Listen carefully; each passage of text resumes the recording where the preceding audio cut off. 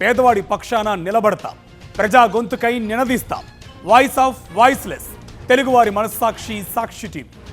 సాక్షి TV ప్రసారాల కోసం మీ స్థానిక cable ఆపరేటర్ను వెంటనే సంప్రదించండి. చైనా హాంకాంగ్లో విఫా తుఫాన్ బీభత్సం సృష్టించింది. గంటకు 150 కిలోమీటర్ల వేగంతో ఈదురుగాలులు వీస్తున్నాయి. భారీ ఈదురుగాలులతో కూడిన వర్షానికి వందలాది భవనాలు ధ్వంసమయ్యాయి. చాలా చోట్ల చెట్లు నేలకొరిగాయి. విమాన రవాణా సేవలు తీవ్ర అంతరాయం కలిగాయి.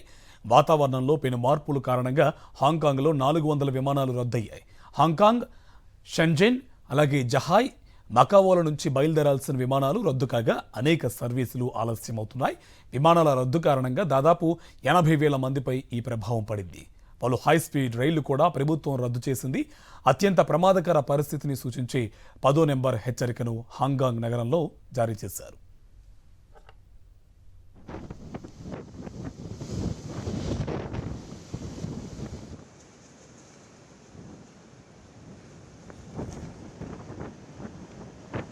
వైఫా తుఫాన్ అతలాకుతలం చేస్తుంది.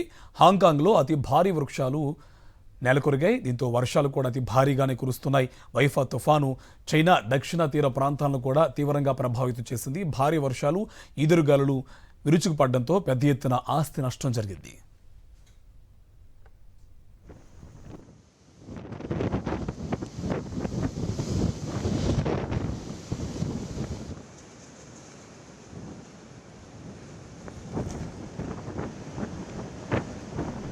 హాంకాంగ్లో గంటకు 100 మైళ్లకు పైగా వేగంతో వీచిన గాలులు విద్యుత్ సరఫరాను సర్వనాశనం చేసింది. రోడ్లు, రవాణా వ్యవస్థలు స్తంభించాయి. ప్రజా రవాణా సేవలు నిలిచిపోగా పాఠశాలలు, కాలేజీలను అధికారులు మూసివేశారు. ప్రజలు సురక్షిత ప్రాంతాలకు తరలి వెళ్లాలని, అనవసర ప్రయాణాలు చేయవద్దని హాంకాంగ్ అధికారులు హెచ్చరికలు జారీ చేశారు.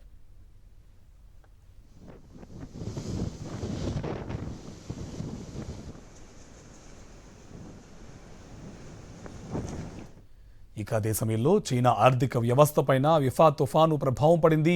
ముఖ్యంగా హాంకాంగ్ వంటి అభివృద్ధి చెందిన నగరంలో భారీ బిల్డింగ్లు నేలమట్టమయ్యాయి. ఇలాంటి తుఫాను బీభత్సం దక్షిణ చైనా, హాంకాంగ్లో ఇటీవలి సంవత్సరాలలో సంభవించిన అత్యంత తీవ్రమైన ప్రకృతి విపత్తుల్లో ఒకటని చైనా అధికార యంత్రాంగం భావిస్తోంది.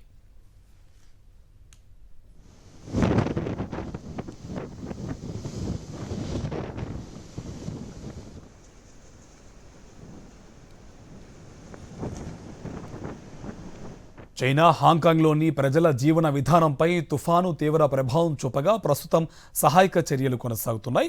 తుఫాన్ ప్రభావిత ప్రాంతాల్లో అత్యవసర సేవలను అలర్ట్ చేసింది ప్రభుత్వం. సహాయక బృందాలను ప్రజలను కాపాడేందుకు, అలాగే ధ్వంసమైన ప్రాంతాలను పునరుద్ధరించేందుకు రంగంలోకి దిగాయి. అటు విఫా తుఫాను వియత్నాంకు కూడా చేరుకునే అవకాశం ఉందని అధికారులు హెచ్చరించారు.